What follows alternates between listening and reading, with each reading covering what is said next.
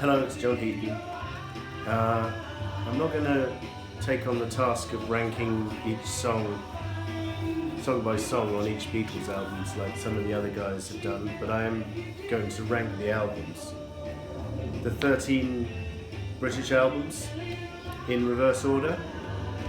So this is just a personal opinion, and my opinion as of today, January the 14th, 2017.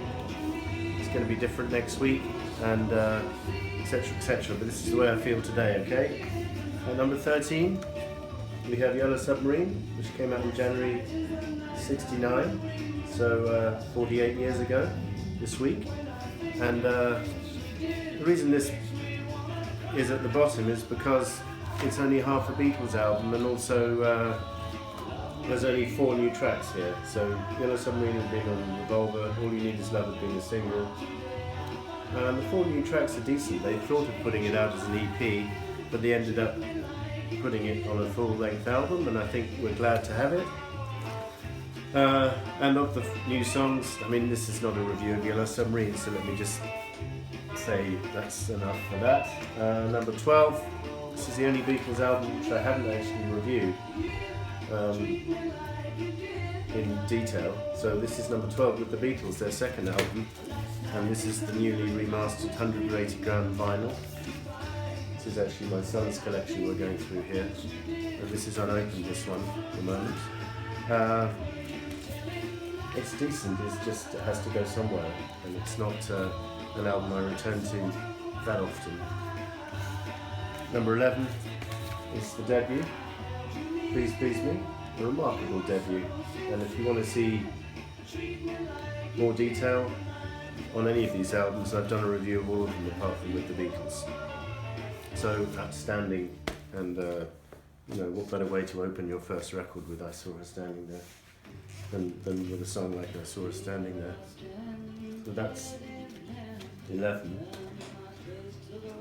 10 is Mystery Tour, which actually in the UK was not released until 1976. In the US it had been an album back in December of 67.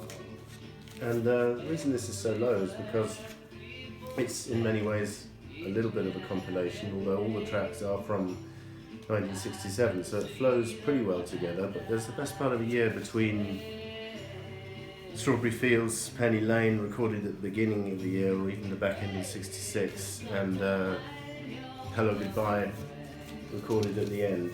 So it's an album which I enjoy. It just doesn't flow quite the same way as the original albums. Next up we have Beatles for Sale, the 4th issue in the UK, and I did a review of this separately recently.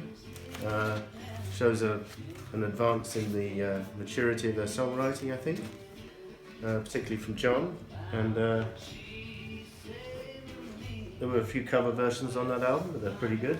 And then next up we have the previous album, the 3rd album, Hard Day's Night, which is all Lennon and McCartney, and quite remarkable really that 13 tracks of this quality, with John and Paul singing harmony on a lot of them, just staggering really. Very strong album, and I might have put this higher, but I had to put them in order somehow, which is difficult, and now it starts getting really difficult. Next up is Help, from 65, which is actually playing in the background. Again, a quantum leap, I think, in the maturity of their songwriting, and love it to bits. Then after this, I mean, it becomes very subjective and very difficult to put them in any kind of order. So I think we're up to now the top 5 or 6. So Revolver I'd put next. It's a very strong album. A lot of people would have this their number 1, and I can't really fault this album. It's the Beatles at their peak in many respects. I just come back to some of the higher ones a little more, that's all. I think this is the top 5. Rubber Soul, the previous album. Just, if I was to get someone into the Beatles, some friend of mine who hadn't really heard the Beatles, I think this might be the album I lend them, because the songwriting is very accessible and the melodies are very strong, and John Lennon in particular is on fire on this album with so many classics. Norwegian Wood, Girl, In My Life, Nowhere Man. In fourth place we have Pepper, and again, difficult to criticise anything on this album. A wonderful example of the Summer of Love, and enormous impact when it first came out. Some people say it's dated, and Keith Richards says it's rubbish, but he doesn't know what he's talking about, does he? He's just jealous, as anyone would be who didn't record that album. Beatles' masterpiece in many respects. Oh, they're all masterpieces, aren't they? Now today I have the White Album at number 3, the double album from November 22nd, 1968. This is often my number 1.